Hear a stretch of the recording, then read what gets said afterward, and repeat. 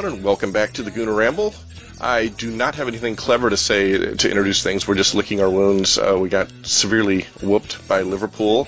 Akhil and I both took to whiskey to ale our injuries, and it sounds like, Akhil, we're both not feeling too bad today. We thought we were going to have hangovers. Yeah, I mean, should I tell you the kind of worrying thing?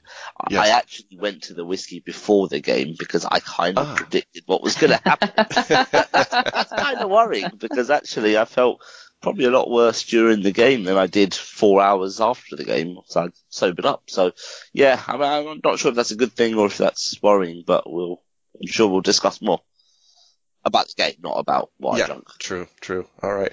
Well, thanks. And the other person you heard chuckling at Akhil and his, I saw that bottle you tweeted. You emptied that whole thing, Akhil? Yeah, pretty much. On the way up, I think we had, I had enough for about a shot on the way back. So yeah, pretty much. Wow. Much empty. Wow. All right. Well, we also have joining us is Sophie from the Highbury Squad podcast, as well as doing some Talk Sport radio. How are you doing, Sophie? I'm doing well, lads. How are you? Considering I didn't drink as much as Akhil or you, I don't think, but I did start off drinking champagne because I was the ever hopeful Arsenal fan at the beginning of the match, and then by the end of it, I was drinking vodka. So we're in good company here. Yes. Oh yeah, I told the waitress, I go, just bring me something to capture the tears. Just.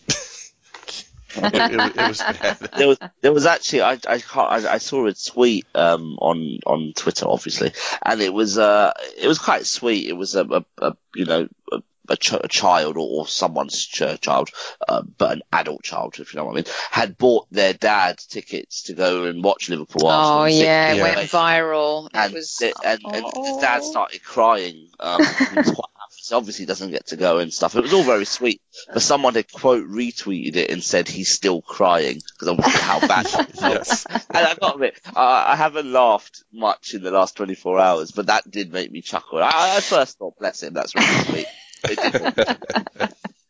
Oh goodness! Yeah, well, that thing went viral, and most Arsenal fans were saying, and Liverpool fans, you'll be crying after the game as well. And at the time, I thought it was a little harsh because I always live in hope. Not that I thought that we were going to win, but I thought we could play smarter football and get a draw.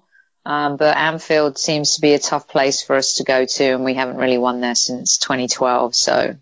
Yeah, I just expected a little bit better than we got, to be honest with you. Yeah. And Akhil, you actually made the trip. You were at the stadium, so tell us about what you thought of the game. Bless Akhil and all Gooner fans who continue to travel to faraway places to support their team. To be quite frank, they deserve some type of recognition from the club. I mean, some type of shout out, because it's amazing. Even when we're losing, they're singing, and, to have them go and support fans, especially for us fans who are far away and wish we could be there, to see them do that week in, week out is amazing. Honestly, Akhil. I mean, I know you drowned your sorrows, but still. Should drop my sorrows before the game. But there used to be, actually, Arsenal used to give around Christmas time some sort of a voucher, like a £10 voucher with every ticket, that you could kind of buy yourself either a beer or food or a cup of tea or whatever you wanted in the concourse. But I can't remember. That hasn't happened for a few years, actually. What a great point. Well, yeah, maybe contacting the club actually about that. But I mean, this week's been obviously quite tough with Christmas and stuff like that. And we had Brighton away and Liverpool away. There were 2 games where there wasn't much public transport, so it was a lot harder to kind of plan your journeys. You probably had to drive. It was, especially on Boxing Day. I know you guys maybe. Boxing Day is a kind of British tradition, but it's a day where generally everyone's off and stuff like that. So it's been a tough week, for travelling, and Liverpool, it was one of those where I'm not sure anyone was expecting much. You had a little bit of hope, because if you don't have hope, what's the point of going to a game or waking up early to watch it or just watching it generally? So there's always a little bit of hope, but really I'm not sure we expected much. And it was one of those where I think, we all know Unai Emery needs time. We all know that he needs a couple of transfer windows. We're missing a couple of key players. We could have done with someone like Hector Bellerin last night. So it was one of those where I'm not sure we were expecting much, but did we expect to be absolutely destroyed like that? Yeah, no kidding. Probably not. I know if you kind of digest the game a little bit, the first goal was fairly lucky, Firmino, and there was a couple of sort of ricochets. There was 2 penalties, so you think, well, that kind of could have gone the other way. But those 2 goals in the middle, I mean, you just think that was just, the way Firmino walked through our defence on that, his second goal. And then also that third goal that Mane scored, it was just a Robertson long ball over and it got to Salah in the area. I mean, it was just, the defending for those 2 goals were just worrying, really, really worrying. I don't know if it is a case of having lost kind of, Rob Holding in there as well and not quite knowing if we're going to be back 3 or back 4. I don't know if that's kind of caused it, but it was just a game where you just thought, oh God, just want to get home, just want to leave. This isn't what I signed up for. Left in the Sucks. So it was tough. Yeah, and I agree that the scoreline might have been a bit flattering, but we were never going to get there. Sophie, what were your thoughts on the game? Did you watch it live out there in sunny California? I did. And as always, I'm up early to watch every single game. And you know what? I thought to myself, call me crazy, but I really believe that if we could have taken it into halftime at 3-1 and made adjustments like Emery always does. And granted, his halftime adjustments in the last couple of games haven't paid off for him as well as they have done in the unbeaten run that we went on. But I felt like at 3-1, if we could get in, he could get hold of the team, Lacazette could come on earlier than he did. And that, Mustafi clearly wasn't ready for this game, was he, guys? No. I mean, he just wasn't. I think he was rushed back. And Koscielny isn't ready to be playing football at this level. So I feel like as much as I believe Koscielny's kind of finished for now, I also feel like he's been set up to fail, and it's really unfair of him, on him to ask him to come in at this level at this time to be a miracle worker at the back where we're already suffering greatly. And I think he deserves a little bit better than that. I would almost rather we continue to play Xhaka in that position, or even El Neni, or elevated someone. And Akhil, you are much more ingrained on a daily basis with the club than I am. A younger player from the second team to come through, rather than put Koscielny in that position. So at 3-1, and I know Mavropanos has been injured, and maybe he would fare better than someone like Koscielny. So 2 really bad goals to give away in a short space of time. And it was a bit of a rewind. And I don't want to bring up Mr. Wenger because I love and adore him. And, towards the end, it was painful for everybody. But it felt like everyone wants to criticize Wenger, but it felt like in those 90 seconds, we reverted back to old school mistakes and traditions and not for the good. And it was a mess. That second goal was embarrassing. He broke Socrates' ankles, and I can't remember who the other defender was when Firmino went through. It was Socrates. Who was it, Akhil? Mustafi. Okay. And it was, to me, that was really poor and really embarrassing. And I have another thing to throw at you guys, because I felt like those 2 goals were very Sunday League, and I think that they were lapsing concentration. We went 1-0 up. Maybe we were a little shocked about going 1-0 up. We didn't quite know how to handle it. But I know that so much vitriol has been handed towards Ashley and to Socrates. But let's be fair. Xhaka and Torreira were terrible in that game the other day, and they provided no protection whatsoever to the back 4. And Leno is the last man standing and will always get the blame for a lot. But I feel like we lost the game because we didn't have anything in midfield, and that was the biggest thing for me, having seen Torreira's evolution. To see him against a top team like Liverpool, that was really concerning to me. Yeah, it really did seem that there was poor performance from, you're right, both of them, Torreira and Xhaka, and we've come to think of Torreira being a consistent player, and he just didn't have a good game. Little surprising. He gave the ball away for the first goal, didn't he? Absolutely. A terrible control. Or the second goal? Was that and usually he is the guy who makes Xhaka look better. And they had nothing in midfield, and that was really alarming to me. The two of them combined on that day, with that game being so important, that they just seemed very ill prepared, and I was a little bit alarmed by that.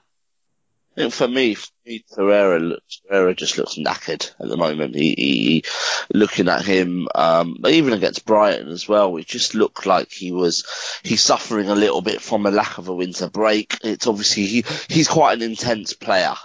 Just generally the way he plays, he's very intense, but put that alongside playing in England in the Premier League, where every game is intense, and you think about how the season's gone, Everton, Watford, Wolves, West Ham, we've only really won them by a goal or two, and the whole game has been intense. I think all four of them, the last 10 minutes were still tense, Huddersfield as well when he scored the winner.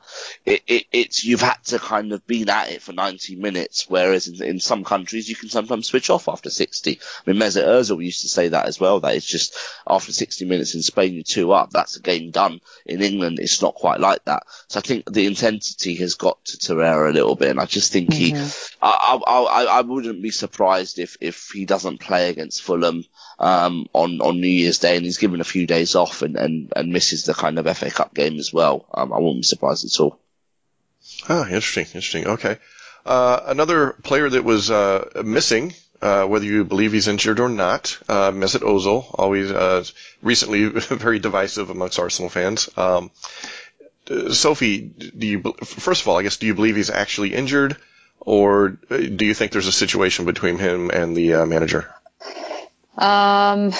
Yes and yes. And Ozil's become the tough nut to crack, and I've been very critical of him not showing up in big games, and it's got nothing to do with being a £350,000 a week player. It has to do with being a great player who I admire and I expect more of. But unfortunately for Ozil, since he's been handed his £350,000 a week, he's become an elevated target, much like some Chelsea players in the past have, because of the Abramovich years and, the desire to just buy big and give players bigger wages in order for them to come to your club. And I think with Ozil, one of the reasons, and I've said this before, and I said this on TalkSport the other day in the Highbury squad, was he was paid $350,000 a week because he's a very marketable player. Half of it was marketability, half of it was talent, right?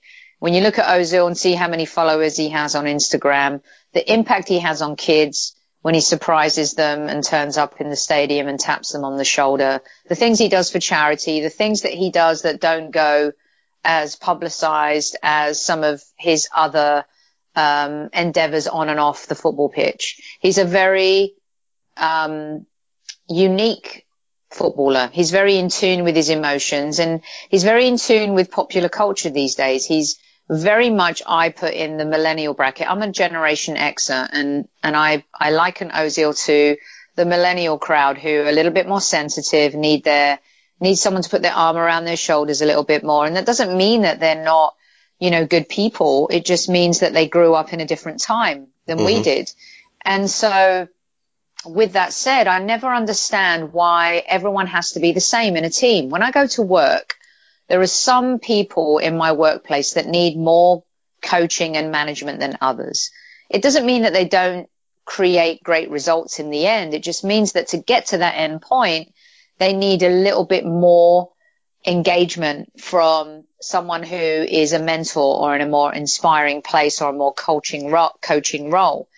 And I just don't understand the vitriol, geared towards Ozil, especially as he's come off a summer where he was made the scapegoat for an entire country. Yeah. Right. And I already think he's a sensitive guy. And I actually said something, say it's right or wrong, but on the pod a few months ago, I suggested that maybe Ozil was someone that could potentially suffer from depression, or he's such a sensitive guy that people's opinions of him matter and they affect him in various ways. And some people will say, you earn $350,000 a week, man up. You're a football player. You play for Arsenal. You're in a privileged position. Yeah. But still, the human body, the psyche, whether you're a millionaire or a pauper, it works in the exact same way. Right. Chemistry is what it is. And I think with Ozil, for a lot of the time, he's been made to be a scapegoat. Who has performed better than him over the last few months? Aubameyang, Lacazette, Torreira. Nobody else can say that they've performed better than Ozil. And then when you look at him on paper as a player, is Iwobi better? Is Ramsey better? I think Ramsey offers a lot in different games in a different tactical kind of formation. Mm-hmm. But then most teams, Akhil and Rick, they have that X factor player, the player where you don't want to be too demanding of him defending or going back, the player that could cause a magical moment for you if given the freedom, if given that role. And I think with Ozil now, he's been labeled as the failure, the scapegoat, the person who's the reason for our failures. And really, he's operating in a system that doesn't really play to his game. He's probably much more suited to the pace of a Serie A or a La Liga. And he's done, I think, the best he can in the Premier League. And at the same time, I think he was given this money and now it's become a burden. And did he deserve the money? I don't think so. But at the same time, I feel like with what we have, doesn't he offer something in a moment in a game where he could become an X factor and have that killer pass? So I know I'm rambling on here, but I feel like Ozil is being mistreated. And I think Emery subbing him at half time last week was, I'm an Emery girl and I love him and I'll support him and give him the time. But I think that was bordering on disrespectful. Yeah. I think, Ozil's probably a victim of that big contract, right? People are going to come at him because he's the highest paid player and he's supposed to be the guy. I just don't know that because of that sensitivity he has, I don't know if he's capable of being the guy. And I brought this up after the game yesterday at the pub, talking with somebody about, and I used But this he's old, never asked to be the guy. He's Right. never asked to be the guy. The fans have asked him to be the guy, right? The asking has come from everything else. At Real Madrid, was he the guy? No, exactly. He wasn't. Even when he was playing in Bundesliga, he was part of a system. He was the nucleus and he was the middle in the spoke of the wheel. But he's never asked in the German football team, was he the guy? No, but he was one of the major guys who pulled a lot of strings in order for them to even win a World Cup. And how do you become German Player of the Year several times without being a good player? Like, what is it that's happened to Ozil at Arsenal? You have to ask about the environment as well. Sure. It's not just down to him. Yeah. He's, in some ways, maybe not suited to the Premier League. I mean, he's not been as strong on the ball in midfield as maybe he needs to be. And I think maybe that's why Emery took him off against, who did we just play before this? Brighton. Yeah. He got just bumped off the ball a couple times. And I think that frustrated Emery. And maybe that's just, Ozil's not built for that. I don't know. He's a wonderful player. I think he should be in the team. And I don't know how Emery's trying to motivate him by doing that to him. I don't know. Okay, let me ask you guys this. Let me ask this question to you and Axe. Okay. You look at the management of Ozil. Okay, he's vulnerable, he's up and down. Then you look at the management of Lacazette. Don't you then start to ask questions of Emery just a little bit? Sure. Especially how he's managing Lacazette. Akhil, come on. Like Lacazette being on the bench against Liverpool, is that the right move? Is that how we start a game? We show fear versus showing a little bit more. And I know that Lacazette isn't as good going back in defence, but what does that tell you about his man management a little bit? I look at the two slightly differently. In terms of the Lacazette thing, I think yesterday, Unai Emery went for a system. It was tactical why Lacazette wasn't playing. It was, he wanted Maitland-Niles on that right. I mean, it was a shock actually when we saw Arsenal line up in a back four as the game started, because we all thought it would be a five with Maitland-Niles and Kolasinac as your wing back. So that was a little bit of a shock. And then you thought, okay, well, maybe that's why we see that's kind of why Lacazette hasn't played. But that's a tactical decision. Whether it's right or wrong, everyone can debate it. But I accept that because that's what the manager's there for. The Mesut Ozil situation's a little bit different for me because I feel that as a manager, you want to get the best out of your players, and certainly your good players. And is Unai Emery getting the best out of Mesut Ozil right now? I think we could all say no. And then you got to look at why is that, and obviously that's something we don't know. But it's been for me, it's been very weird. You know, we've seen him dropped at times. Then you've seen him starting with the captaincy. Then you've seen him taken off hooked at half time. Then you've seen it's all a little bit bizarre. But I mean, looking at Unai Emery, I don't think it's personal to Mesut Ozil. I just think he has used these kind of first 4 months, 5 months to just look at that squad and decide what, you know, who can I trust, who can I not trust, who's suited to a big game, who's suited away from home. And I think he's learning all that. And actually, I think he might have learned something with Aubameyang yesterday as well, actually, with no service at all. Is Aubameyang that type of player that can kind of do something a little bit on his own? Whereas on yesterday's kind of display, you'd probably say no, but Lacazette potentially is. But so with Ozil, I think he's kind of, you know, he did say it was quite interesting after, was it the Bournemouth game, when kind of Emery had Ozil on the bench but didn't bring him on, and Ozil didn't quite warm up because he knew he wasn't going to come on, and I think Emery talked about kind of his physical nature and stuff like that. Sometimes there is a slight language barrier as well, so you're not quite sure what Unai Emery means, but it does seem like he likes Ozil but doesn't quite fancy him, if that makes sense. And I'll be quite keen to see how he uses Mesut Ozil in the coming months, because let's face it, at 350 grand, there aren't going to be many clubs out there that want to take a 30-year-old on that money. And all the rumours is that Mesut Ozil doesn't want to leave this football club. So I think certainly till the summer, Mesut Ozil will be here, if not for longer. And you know, if you look at the season, he performed well against Burnley, probably against Leicester as well. So maybe those are the sort of games where actually Mesut Ozil will start every week, when it's those kind of 10 men behind the ball. You know, you have to break them down. That's embarrassing for him, isn't it? To not be chosen against City or Liverpool or Chelsea or United. Let me ask you this, Axe. Have you heard anything or anything that substantiates some suggestions that he may suffer from depression or an autoimmune issue? Have you heard anything like that? No. I think maybe a slight lack of, I wouldn't say confidence is the right word, but certainly I think he's been shaken in the last 6 months with everything that's happened with Germany and things like that. It was quite interesting listening to Rafa Honigstein this morning on Sunday Supplement, and he was talking about Ozil and Emery, and his view is that it's not personal, it's who's suited in particular games, and Ozil just away from home just doesn't seem to be suited. So, you know, I don't know. I think it's going to be interesting to see what happens. Unai Emery yesterday was asked about Ozil and if he's injured, and Emery said yes he is. How long is he going to be out for? I don't know was the answer. So it was a little bit vague. But yeah, it's you know, end of the day, you want to get the best out of your players, and I'm not sure Emery's doing that with Mesut Ozil right now.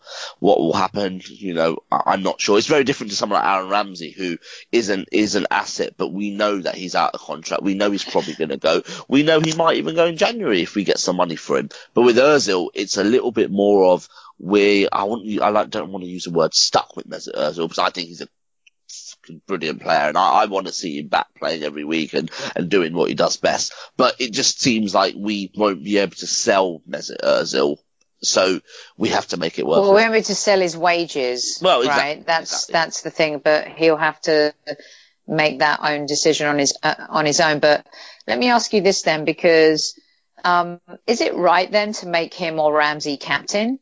You guys, like, why is Emery doing that? I know that at the beginning of the season he said he'll have 5 or 6. Isn't that weird? I mean, I don't know if it's just a British thing, a British fan thing, but Rick, I think from an American fan point of view too, growing up watching the game, a captain is a captain. Tony Adams, Vieira, Fabregas, Van Persie, captains, right? Yeah. What's going on there? That's mixed messages. This is why I've started to question him I'm not saying he's not the right man for the job, and we can ask questions of our new manager. That's just part of a conversation us fans are having. Sure. But isn't that a little bit weird? It is very weird. I found it very weird to give Ramsey the captainship, knowing he's out of the club, he's walking away, to give somebody the captain's armband and pull him off at halftime.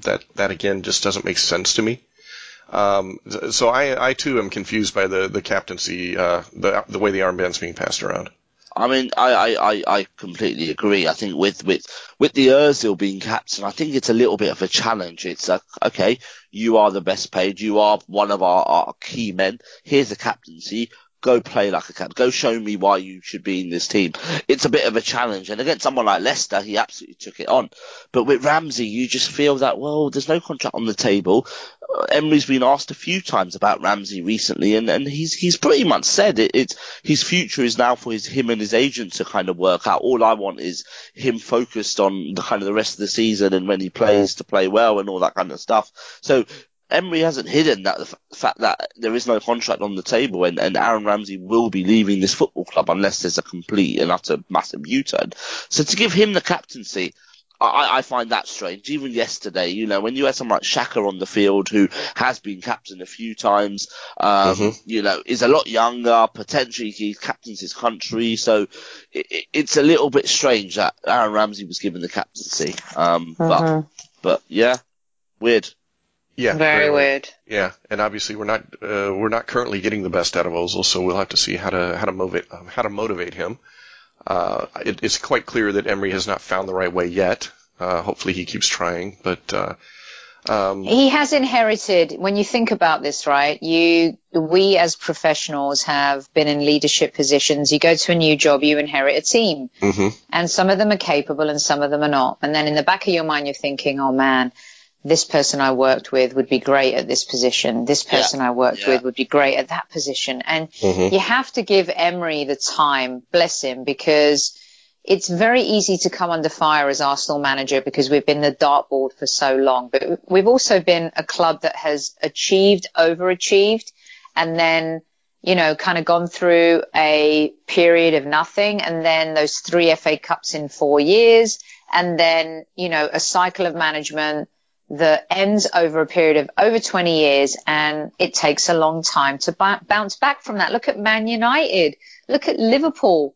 I mean, we have to look at those teams, especially Liverpool, as a model and say to ourselves, when Klopp took over, the first 2 years were dross. They were awful. They were terrible. And it wasn't until he found the right defence and the right goalkeeper where they're now in a position to kind of do what they do. So with Emery, I feel like you've got to give the guy the time, and you've got to give him a few transfer windows. And one of the things that came up over the weekend that I wanted to get you guys your take on was, I've been a huge fan of Leno because of his adaptability, and I feel like he's much better to interpret Emery's desire to play from the back than Cech. But then we've found ourselves in certain situations without ball to feet in a game where I've thought, wow, Cech maybe would have handled this differently. What do you guys think about the Cech-Leno situation? I have not given it much thought, because Leno's been playing, fine, okay. He's not been playing outstanding. So I haven't really given it much thought. I don't know. I'm trying to think back, any of the goals we surrendered, whether they could have been dealt with better. I don't know. I haven't given a lot of thought. Akhil, what do you think? To be honest, Leno is, he started the season well, and when he came into kind of, when he took over from Petr Cech, when Petr Cech had the injury. But recently I'm not too sure, actually. I just think, actually what Sophie said really kind of hit home when she said that we've all worked with people where sometimes, you start a new job or somebody else comes in and they have their agencies they work with, or they work with people. And, I can give you examples. Obviously it'd be wrong for me to name the people because you wouldn't know them. But I've seen someone recently bring in someone for 6 months on a contract, and it was a bit of stability. So I think of that as a Socrates. They're not going to improve, but they're going to come in for 6 months and just stabilise. You know, I've seen another person on another team that have got someone in quite young who can develop, and maybe that's someone like Leno. And you know, Leno for me, he's a good shot stopper. I think he has a bit of presence as well, but coming for crosses, I'm not entirely confident. I think he's great at his feet, obviously, and his kicking and stuff is great. But you know, I mean, even David De Gea struggled when he first came in. If you remember the first season of David De Gea in England, he really struggled in crosses and often flapped and punched and stuff like that. So I've got no doubt Leno will learn. But today, when I say today, I mean the next game, who would I actually put my trust in? It might be Petr Cech, you know. It might actually be, you know, I remember Bob Wilson attended our AST Christmas kind of event, and he was saying that there is nobody better in the league coming for crosses than Petr Cech. And, you know, who am I to tell Bob Wilson anything? So Bob Wilson says it's probably true. So I actually expect, I wouldn't have been surprised yesterday if Petr Cech came in, just because Leno's had a little bit of a rough time. There is no shame in taking him out of action for a little while, playing him in the cups. And because he's still learning. He's still learning the English game. He's still learning as a goalkeeper. He's obviously hopefully learning from the coaches and Petr Cech as well. So, yeah, Leno is, you know, he's one of them that we spent a bit of money on. I think he's very much long term.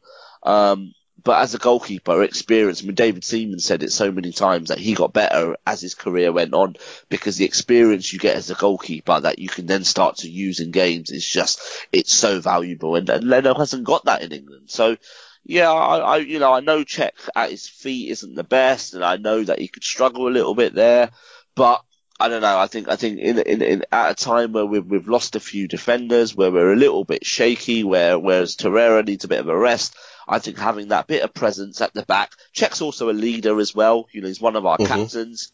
I wouldn't be upset if Petr Cech came in for a couple of games, a month, the rest of the season, whatever. But I've got no doubt Leno will be a great player for Arsenal. I'm just not sure he's there yet. Yeah, and maybe you would bring Cech back in. You know, I want to see him play, particularly maybe he just gives him the FA Cup games or some of the Europa League games. But if we're going to if we're going to be resting players, like you said, rest Torreira, maybe Mustafi's not physically fit and ready to go, maybe Koscielny's not quite there either. If you're putting in less experienced defenders that haven't played together a lot, Cech's probably a better option, right? He can command the line.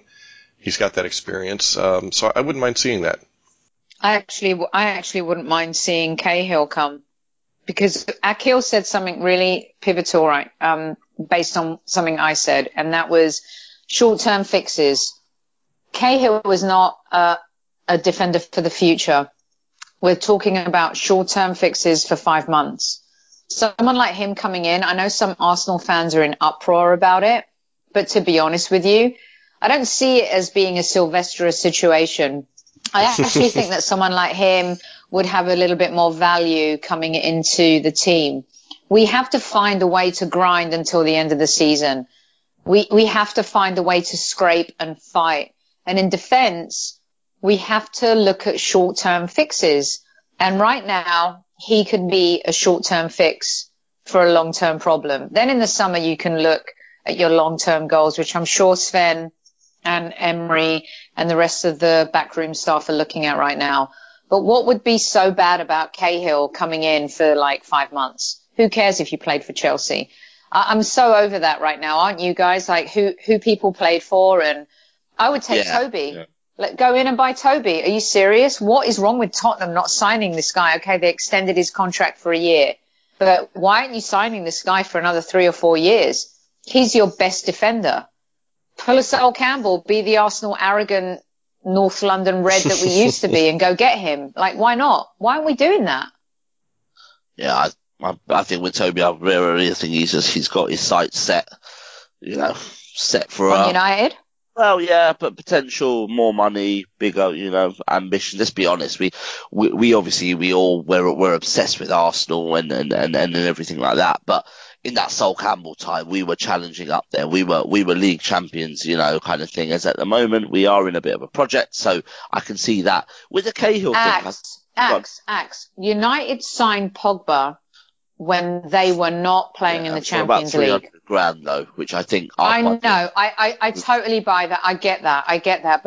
But teams have signed players not having Champions League football. Yeah, I think that with Man United, it's a completely different. They're an absolute beast. I remember Ivan Gazidis a couple of years at a meeting saying that we are 6-7 years behind Man United. They are the absolute commercial beast, and I think that's why they can sign players for that. They've paid Alexis Sanchez best part of $500,000 a week, and they're not even playing him, and they're not too worried about it. It's just, I think money talks sometimes, which is why I think with Man United, it's just a completely different, different kettle of fish. But with Cahill, I think Cahill's quite an interesting one, because I've seen kind of people, was talking to a few people yesterday about Gary Cahill and stuff like that. And I just think, I quite look at that and think, we spent 50 to 70 million in the summer.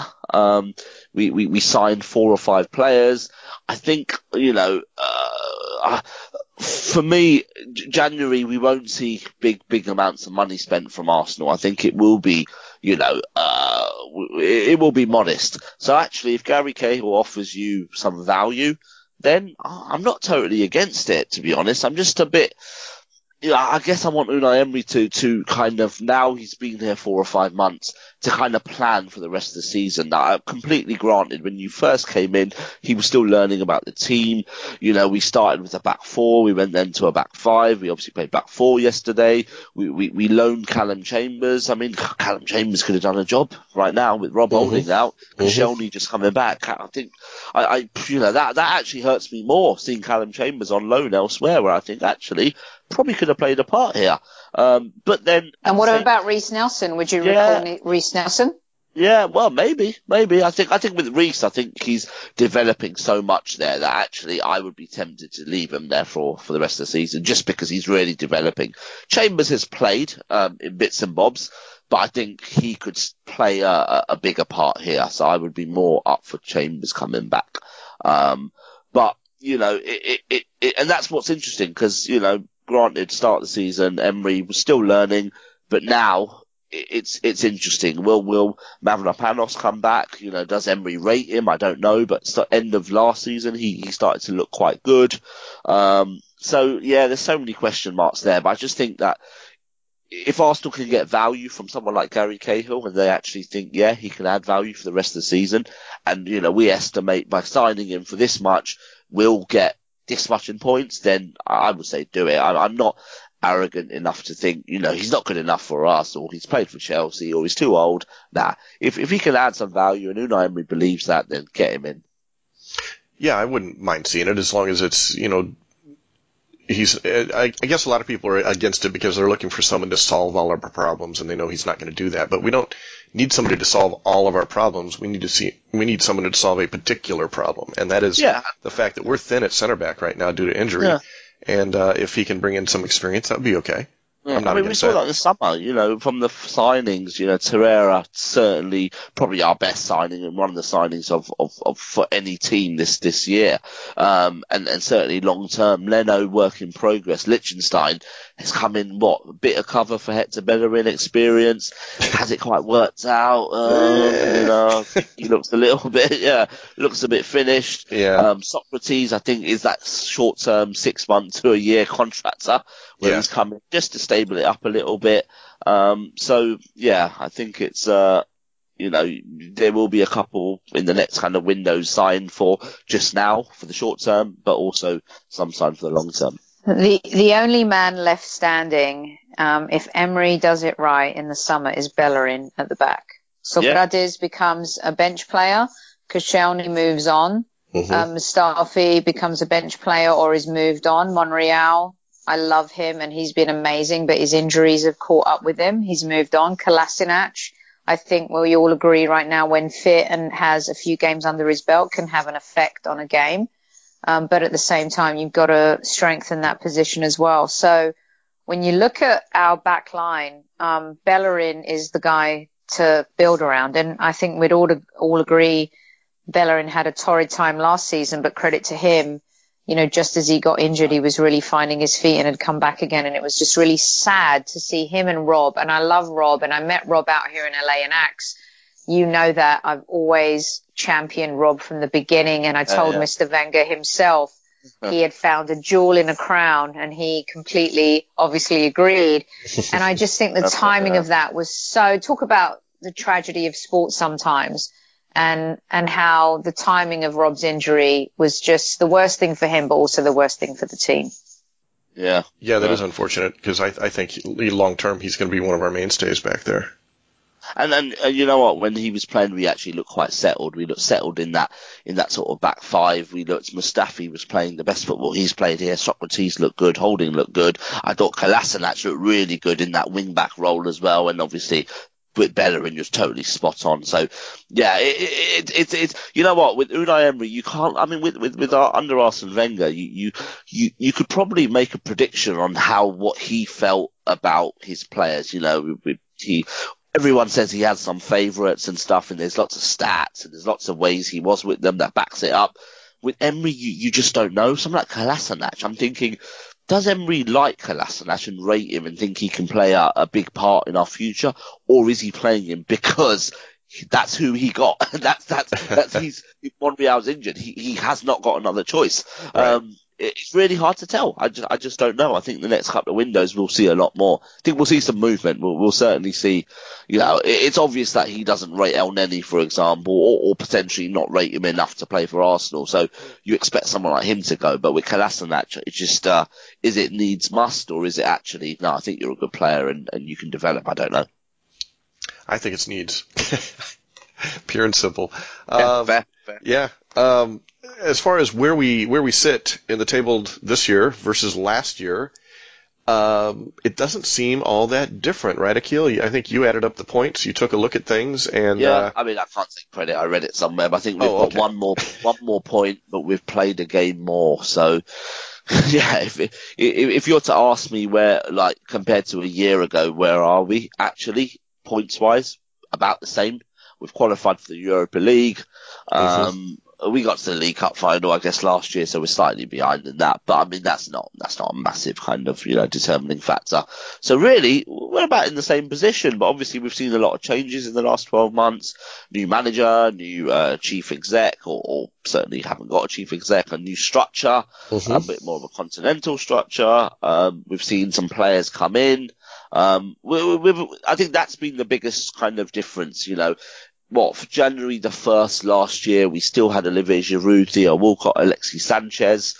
We've obviously lost all of them. Aubameyang's come in, Mkhitaryan's come in, and then we've seen our Torreira and Socrates and co come in. So I think, you know, personnel-wise, there's been a lot of change from top to bottom. So in terms of actually performances and where we are, we're probably in the same place, but you can certainly see, you know, give Emery a couple of windows, let him bring his own people in. As Soph rightly mentions, Emery will have people that he'll think, you know what, he was great for me at PSG or great for me at Seville. I think he could play here alongside so-and-so, or he could be my full-back or my left-back. He'll have people in mind. Sven will be doing a lot of work behind the scenes. So will Raul. So I think it's not doom and gloom or anything like that. I think it is exciting. I think there will be question marks. Will kind of, you know, will Arsenal back Emery in the market in the summer? We as I said, we had a bit of a modest, you know, transfer kind of budget.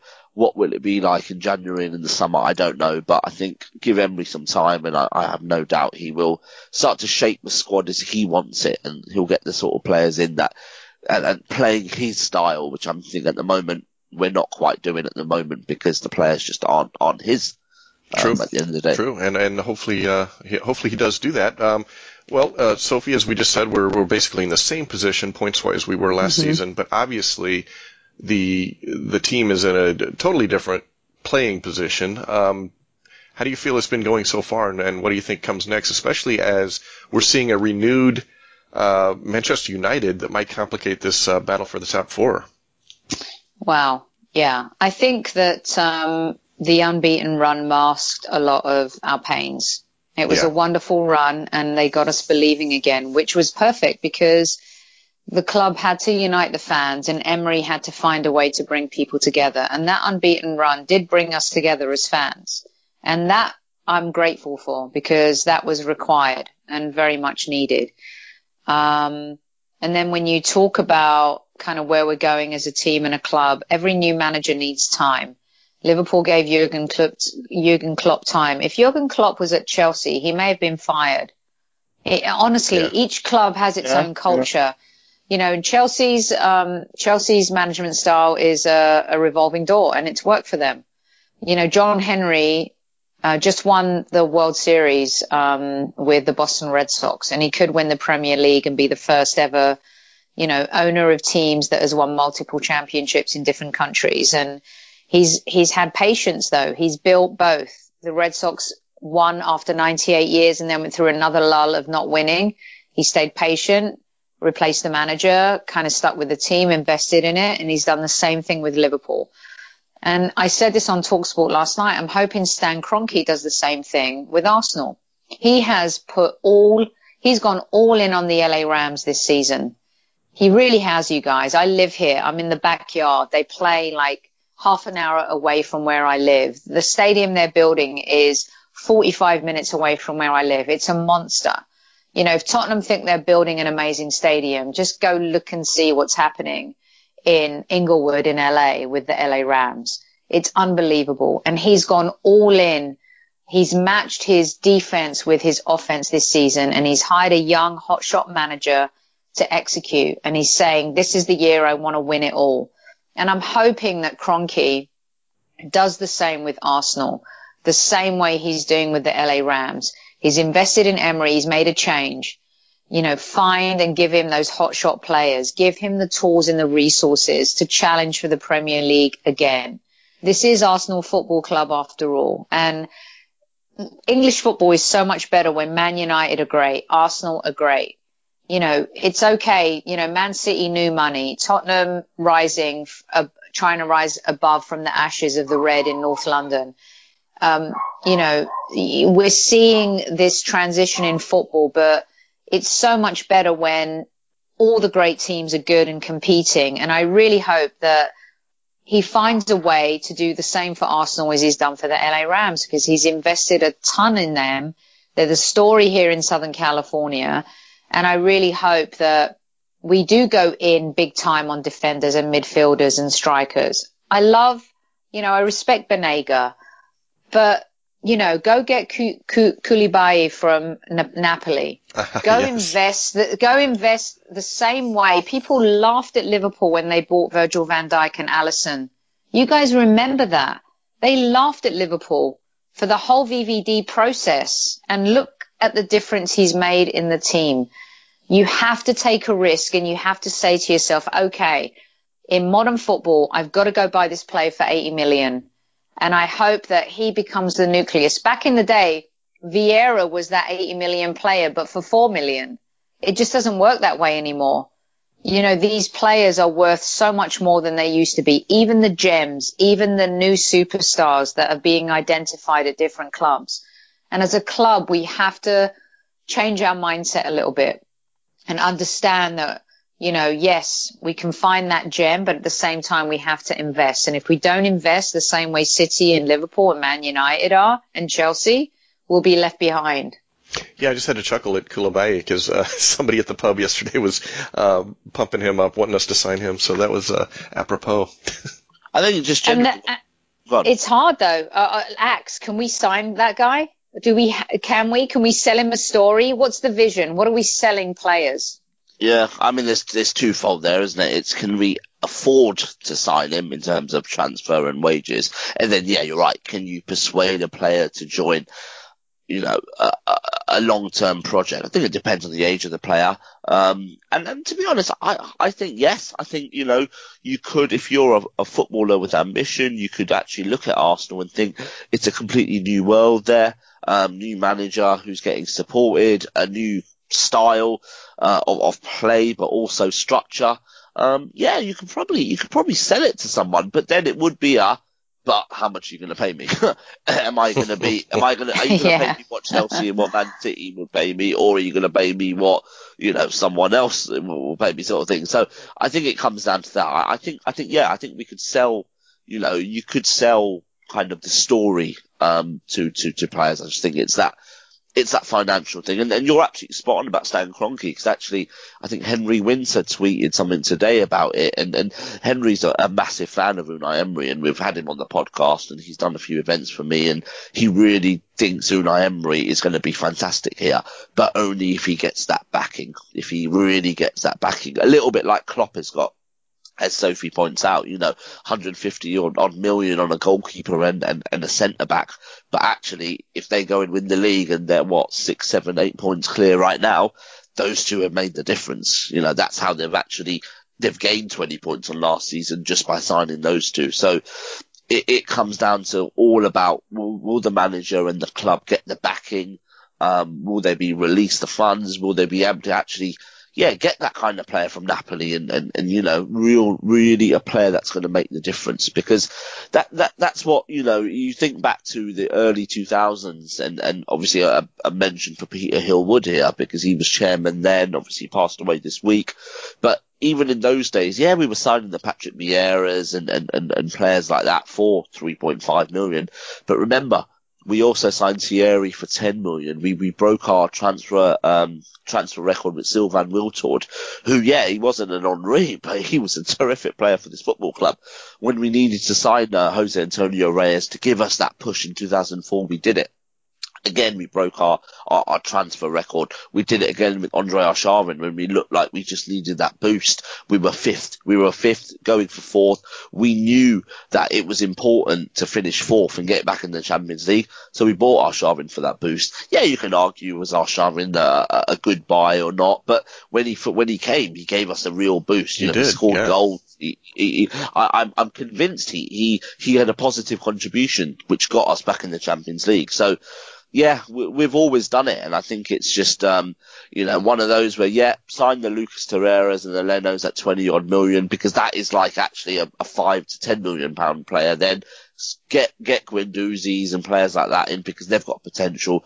But then if you want to go that extra step, like what Liverpool are trying to show right now, that Van Dijk signing is that and Alisson, ultimately them two signings may win them the league. And Tottenham for all they've done and the football, and we hear so much about Tottenham. Oh my God, every day we hear so much about Tottenham. But actually, if they had probably spent a bit of money in the summer, I know they've got a new ground coming, and we know what how hard it is. But actually, they would be challenging. They would be. I mean, they're up there. They would be. They're good. They're good. A couple of more players, and they could have been really up there. So. You have to, you can't just go with what you've got anymore and develop your own players. You need to back your manager and your clubs. I'm really hoping that KSE and Stan Kroenke does that. Yeah. If Tottenham had just bought Zaha and Benzema, they could be in a very different place. And like one or two players at a premium value makes a huge, huge difference. And Emery shouldn't be criticised for getting rid of players that he doesn't think work the system. Klopp did it, and Pep has done it too. So let's just be patient and give him the time he needs to find the formula at Arsenal, the same way he's done in his other jobs. Yeah. It seems we're all preaching patience, starting at the back. No quick term fixes here, though, right? You gotta plan 2-3 years out nowadays, right? It doesn't work like that. Quick fixes. But you have to do it in a fashion where then you don't lose Lacazette's and Aubameyangs and Torreiras long term. You don't lose. Don't do it the same way where we lost the Robin van Persie's and the Fabregases of the world. Like, be quick, be nimble, like make it happen fast. Don't even put the club in a position to lose the players that are already making half of the difference. Yeah. We got to make sure when we're losing players, it's on our terms, not on the opposition's terms. Yeah. Okay. That might wrap us up for the week. We look forward to. It is. It's just the sorrow from yesterday. Everything's moving faster for us right now. Anyway, January 1st, we play Fulham. Do we have any predictions? Do we have a bounce back in us? I bloody hope so. I will go. Fulham haven't been great this season. No, they have not. I think we may see a few changes. I think Aubameyang might be given a breather and Lacazette will play. But I will go 3. We're not going to win. we always concede. 3-1. 3-1 Arsenal, and the dog agrees with me there. Yeah, it does. That's my dog. You're right, Axe. My dog does agree with you, but what my dog is yelling out to you is that they think we're going to score 4 against Fulham. So it's going to be a 4-1 result. Yeah. Oh, wow. I'll be the conservative one. A Lacazette hat-trick. Oh, a Lacazette hat-trick. I like that. Rick, your prediction? I'll go, just to be different, I'll go 2-1 Arsenal. Yeah. New Year's Day. Thanks, mate. Yeah, sorry. Hey, it's 3 points. Exactly what we need. 3 points. Oh, true. All right. Well, thanks, Sophie, for joining us. If anybody wants to find Sophie, it's at Soccer Diva on Twitter. She's on the Highbury Squad podcast, her and Amanda. Thank you so much, you guys. Thanks for having me. I love you guys. Thank you. Thank you. And Akhil, thanks for setting this up again. We'll have another one next weekend. And will do. As always, you get to sign us off. Up the Arsenal.